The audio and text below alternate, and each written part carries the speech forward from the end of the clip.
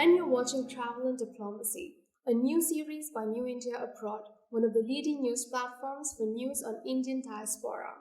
And today we are joining you from a very iconic location. It is the Consul General of India in New York at the Upper East Side.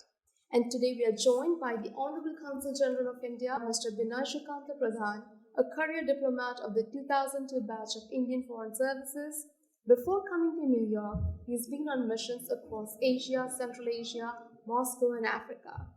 And joining him is Mr. Amit Kumar Sharma, who has spent over 2 decades across countries and now is the head of Americas for VFS Global, world's largest outsourcing and technology service specialist for government and diplomatic missions. Thank you so much, gentlemen, for being here. Welcome to the show.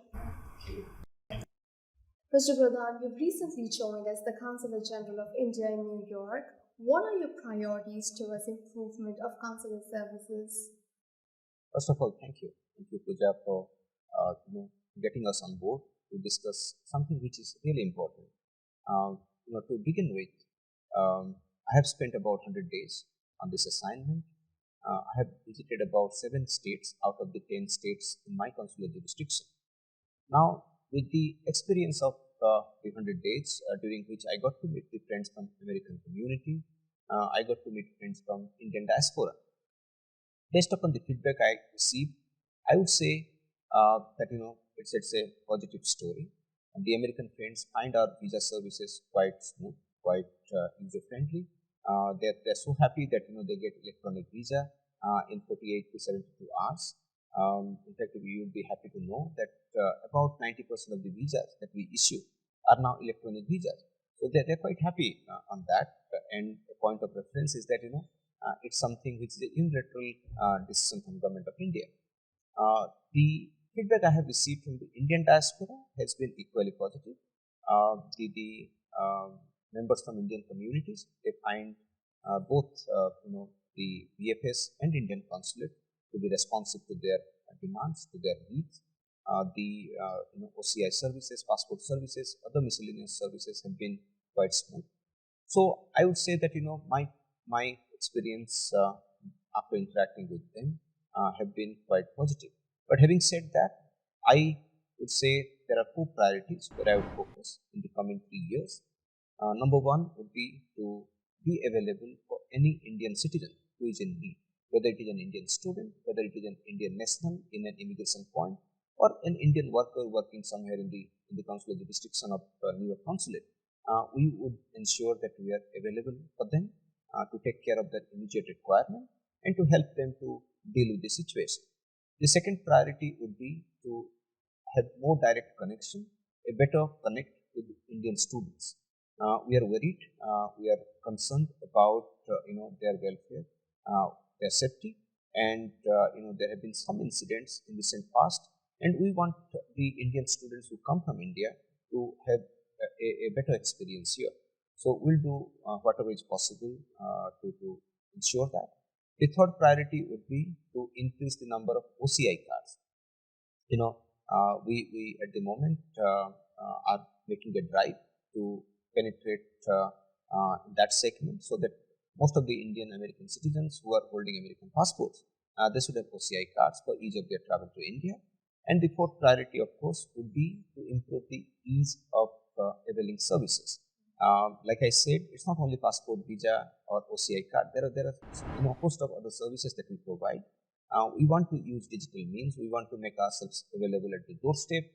We want to do all that is needed to make that experience a better experience, which I frame as ease of availing our services. So these would be the 4 priorities. Coming to you, Mr. Sharma, the Indian consulates throughout the Americas are prioritizing the delivery of exceptional services when it comes to consular services. Now, what is VFS doing to ensure that these service quality standards are met? What are the recent initiatives that you have implemented to enhance the quality of services? Yeah, so VFS Global's approach has always been people first. Over the last 10 years, travel and tourism sector has seen tremendous changes from the technology perspective. VFS Global has partnered with its client governments and have launched various solutions over the last 10 years. We have launched 16 digital solutions across the globe with different client governments, such as digital document check and digital application submission are two examples that I can give you right here, wherein the applicants are making sure before they walk into a VFS visa application center, their application submission from the documents perspective is already complete. We have also working with 12 client governments for e-visa solution, which is a modern day solutions for the visa implementation. So we have a solution that helps governments to launch e-visa for their respective governments. And at the same time, we also aid cross-border mobility, and seamless, exceptional service and convenient process is something that's the core at VFS. That sounds really good. Now, coming to you, Mr. Pradhan, there's this one question that a lot of students are asking, and which you touched upon, and that is the fall semester is the biggest intake time for American universities. And recently, there have been deaths of Indian or Indian origin students that has happened in America. Now, it has also sparked some safety concerns back home in India. What are the efforts that has been made by the Indian consulate to create awareness about safety issues of Indian students and those who are coming, that they ensure that they are well protected and taken care of? I'm happy that you asked this question. Like I said, this is a top priority for the Indian consulate, and I would say for Government of India, to ensure that the students who come for higher education here, they focus on education, and they go back safe and sound, and they avail the opportunity to focus on education rather than anything else. But having said that, we have come across the recent incidents. What we have done from the consulate side is to reach out to the community, Indian communities who live in the neighborhood. In fact, I have written about 150 letters to Indian communities in all the 10 states, requesting the Indian community leaders to remain in touch with the Indian students, to provide them assistance when they need. The university authorities and the government authorities, we are directly now remaining in touch to make them aware about our students and their concerns. I have visited 16 universities so far. I plan to visit most of the universities this year itself and meet the Indian Student Association, Indian student representatives, and also Indian students in general. Uh, Besides that, both the Indian Embassy in Washington DC and our consulates, we organize webinars, we organize weekend gifts for the students. The idea is to give them a sense that the Indian Embassy and the consulates are available for them and will do whatever it takes to ensure their safety and security. Having said that, we come across some demands from the Indian students, some concerns from their side. Both the Government of India and our embassy in Washington DC, they raise those issues with the federal government here. Those are mostly visa related and immigration related issues. But coming to the safety and security, what we have tried to do is to sensitize our students about the do's and don'ts. As you can imagine, the students come to a different culture. They come to a different legal system. Many a times, they don't know in the initial months how to navigate their way in the new legal system that what they're facing.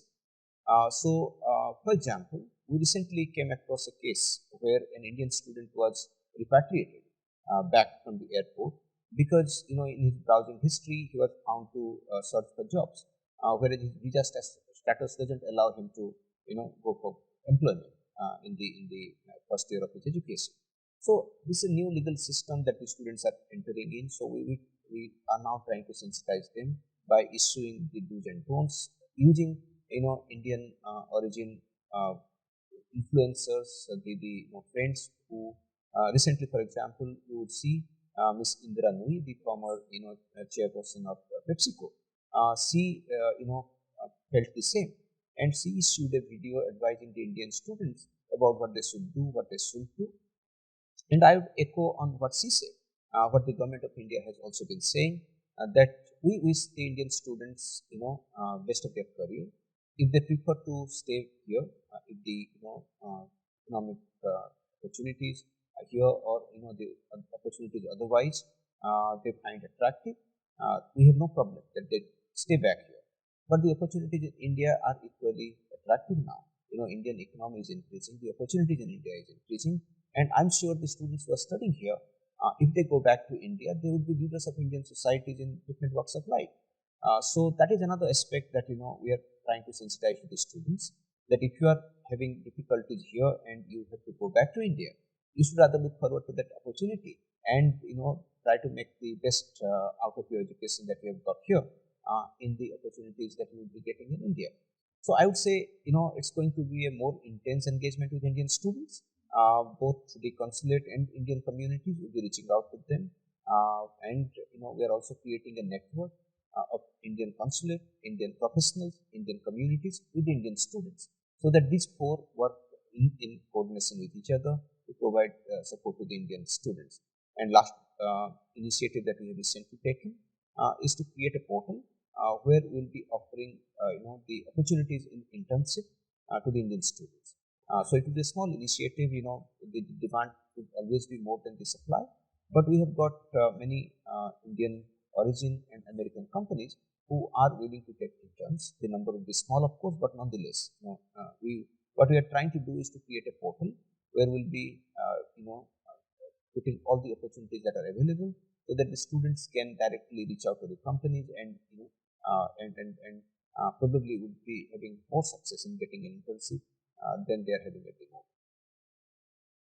That's true. I really appreciated when Miss Indrani came and did that 10-minute video. It was a very quick response thing that the council did, and I think it was very well received. And something that I wanted to follow up on what you spoke about a little back is the overseas citizenship of India. Now, it is a unique and valuable status offered by the Indian government for individuals of Indian origin residing abroad.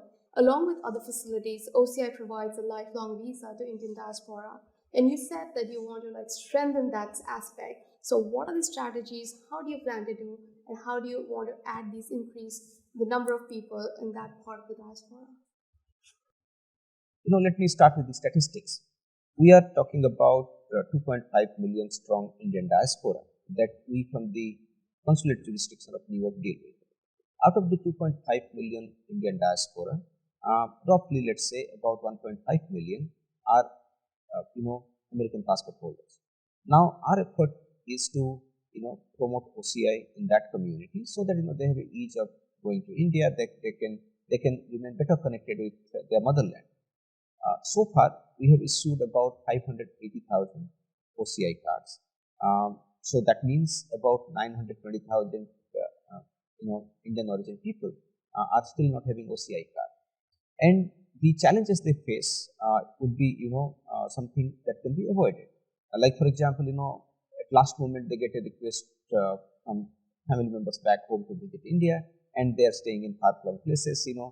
So then they call us to issue a visa at a short notice. We do that, of course, but then OCI provides you much better facilities. It's more like like the name itself is Overseas Citizen of India. So it provides you much different facilities in India, better access to Indian system. So we encourage the Indian origin people here to have OCI card, and that is something which will be to their advantage. Now, to promote that, we have been now having consular camps in all the 10 states. We are reaching out to Indian communities. We have, issued the, standard operating, the FAQ, because many people ask us questions about, different aspects of the application. So we are issuing the FAQ again and again. We are sending it to people, to the communities, to circulate it among the Indian communities, so that they understand that, filling up an OCI application form is not a tedious process. But the effort is to increase the number of OCI cards to give our Indian origin community here a better connect with India. That's true. I'm coming back to you. My question is, Amit, how does VFS Global actively engage with the Indian diaspora in this region, and what are the initiatives are in place to foster stronger bonds and support within the community here? Yeah, so when it comes to the Indian diaspora, it's very essential to understand that we have a huge diaspora which is widely spread in US. It's important that we establish a consistent connect with them to understand their requirements, their demands, and create the solutions that meets their requirement. Over the years, we have engaged and we have worked together with Embassy of India and the consulates of India in US to do various consular camps starting from 2021.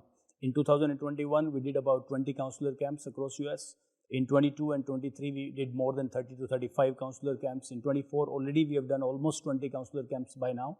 And how these consular camps are done, they are well planned, well coordinated, and announced in advance so that people are aware about these consular camps. They are usually done over the weekend, so nobody has to take their day off to apply for a visa or passport or OCI. There is complete marketing plan that goes into it. The consular camps are well coordinated. And when applicants and the people see the staff from the respective consulates and VFS together at the same time, they are confident, they understand that all their requirements will be met right in this consular camps. All their clarifications that they might have, the documentation, all of that will be sorted. You are also making sure that you are reaching out to the diaspora from the geographical perspective as well, because the country is so big that you want to make sure that you are catering each part of that. And the consular camps, in short, has been a real success, and it has been one of the critical method for us to be engaged with the diaspora. Of course, in addition to that, we also work with various associations and groups, whether they are at the university, colleges, or the medical groups, to make sure that we understand the requirements. And we will continue to do that, in the coming years, whether it's 24 or the next year, we will make sure that we, of course, expand not only from the visa application centers network, but also from the perspective of number of consular camps that we do, and we are, of course, engaging various diaspora people to make sure that we understand their requirements and we plan well in advance, and of course support the respective consulates and the embassy to make sure that the connect with the diaspora is further strengthened from here on. Something I wanted to ask is, everybody's talking about data protection. Data protection has become like the key word all over the globe. Now, what are the measures have you implemented to comply with data protection regulations here? And what are the safeguards that you have for the privacy of applicants? Yeah, very good question. And of course, when we talk about data security and information security, it's very important also to understand, in a way, the role of VFS, So the first thing which I want to clarify on this particular point is, we do not retain any data with us. So any application that goes through VFS system, we process that data. So we process that data and we transfer it to the respective consulates or the embassies. And once those applications are processed, they are returned back to the applicant, right? So we don't retain any data as such. How long do we retain it? We have different SLAs, contracts with the respective embassies and the consulates, and all these SLAs are well defined in those, obviously, agreements, and we follow that. In addition to that, data security and information security is, of course, a core subject for us. It's very critical. Every process that we design in our visa application centers or the passport application centers across the globe, the data protection is well embedded in that. We are, of course, internationally certified. For example, saying ISO 23801, which is for the information security and data security. We are compliant to GDPR. We are compliant to UK Information Security Act and Spain National Security Act as well. So we make sure we don't retain any data. And over the years, in the last 20 years or so, we have invested into this particular department to make sure we have the right resources, right infrastructure, and right messaging to our people as well, in order to ensure that all the data that we processed and passed on to the respective embassies and the consulates is well managed. That really sounds very reassuring, I think, to applications that are going to come your way. Now, coming back to you, Mr. Pradhan, one of my last questions to you. You're here a couple of months now, and you're going to be here for some time now. What are your expectations from your tenure? What is the legacy that you would like to leave behind when you leave from here? We as a consulate, we are part of the team India.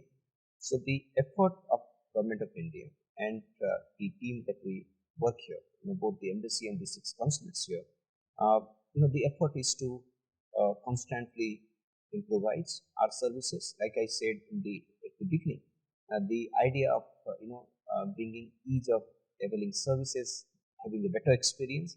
So it's always going to be a work in progress, and I'm really proud that the consulate in New York has remained on the forefront of bringing new initiatives, using technology, and that's the reason I said that the feedback I have got so far has always been positive. Now, whether we are talking about introducing a AI-enabled chatbot called Bharti, or having Pramit, which is providing not only consular but other solutions, or having an app of CGI Neo. These are initiatives taken by my predecessors and the team that is working here. The effort in the coming months and years would be, like I said, to improve upon that. So when I joined here, I visited, of course, the VFS Center, discussed at length with Mr. Amit and the team working in VFS. I have a very strong team of officers and colleagues in the consulate itself. So we spent quite a bit of time, interacted with each other, discussed about what are the new initiatives we can take in 2024. So like this year, we have decided that we will have consular camp in all the 10 states, and we are pursuing the calendar for that. My colleagues yesterday, if you look at our social media, you will find that my colleagues have now, done something differently. The QR codes of all the services that we provide, whether it is OCI, passport, miscellaneous, the QR codes are now put on the same platform in one page, both in Facebook and other social media, outlets. And we'll be doing it every week, so that the calls that we get about how do they get the authentic link to apply for passport or visa, they don't have to bother. It will be now available all the time. Every week we'll be putting it again and again. So it's the idea is to reach to the people who need our services in a more close and direct way. The initiatives that we plan to take based upon the discussions that we have done, and like I said, I really feel very happy that the team is highly motivated both at VFS and at the consulate. So two announcements I would like to make today. One is about providing emergency services on 365 days basis. Even today, we maintain a roster on weekend, on a Saturday, Sunday, or even on a national holiday. If somebody requires an emergency service, like somebody has an emergency requirement, there is a dead body to be sent on any emergency. Somebody is at the airport requiring emergency services, we immediately rush somebody. We try to send somebody immediately to take care of that. What we are going to introduce now is a more more regular service, in the sense that even on regular weekends, on a national holiday, the embassy would be open. There would be a consular officer would be positioned there. So people don't have to call and come to avail this service. They can simply come to the consulate at the prescribed time and avail that emergency service. So again, I'm emphasizing on the emergency services, so that the person who is there, he can take care of all the emergency requirements, not the regular requirements, which can be taken care on the normal course of day. The second initiative that we are introducing now, after discussing with VFS, is to improve the Tatkal passport services. So at the moment, if you are asking for an appointment under the Tatkal passport provision, you might get an appointment in 3 days to 5 days time.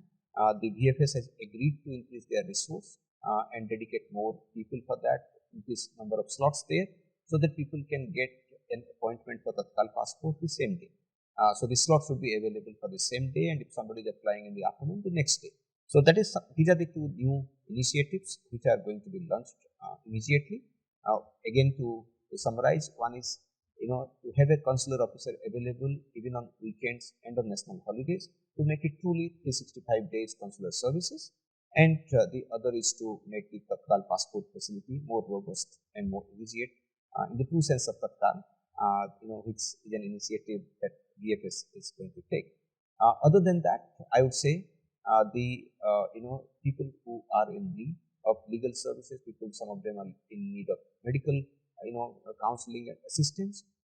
The Indian community here, they are discussing with us to create a network of volunteers, which would be let's say a team of doctors, a team of lawyers, who would be voluntarily providing, let's say, counseling to Indian students, Indian people in need, or providing legal services on pro bono basis to similarly needy people. So that is another thing that we are working with the Indian community here, and I must thank the Indian community leaders here, Indian community members here, who have been on the forefront to tap to the need of the community, and they have been working very robustly, very solidly with the Indian consulate on that matter. So that is the third initiative that is going to come in coming days. That really sounds great. Now, finally, my last question to you would be, VFS Global is also expanding its services across Americas. Now, what are the new areas or sectors that you guys will be focusing on? I mean, CG just mentioned some of them, but what are the total aspects of where the growth areas for sure. Sure, definitely. And before answering this question, of course, I would like to congratulate Consul General Ji for announcing these two tremendous initiatives. Look at this. I mean, for emergency cases, availability 365 days. It's unheard of, these initiatives. And of course, on the second point in particular, would like to reconfirm VFS Global's full commitment to implement every initiative that the Consulate General of India here in New York or the embassies and other consulates wish to take, and make, of course, people's journey to passport or to visa more comfortable and convenient. So that definitely these two initiatives, I think, going to help the citizens at large. And coming back to your question, our plans in US, we are in US since 2008. And as of today, we work with 25 client governments. We have 115 visa application centers across the states. We have 10 permanent locations where we are, of course, already having our physical setups, which will continue to expand in coming weeks and months. We have those plans as well. This region, and particularly US, is quite an important part of the geography for VFS. A high diaspora from LATAM countries and Caribbean in particular, and some of the advanced discussion that we have with some of those governments. Those are our prospective governments. Hopefully, we will see some of them launching their operations in US this year, next year. Those plans are there.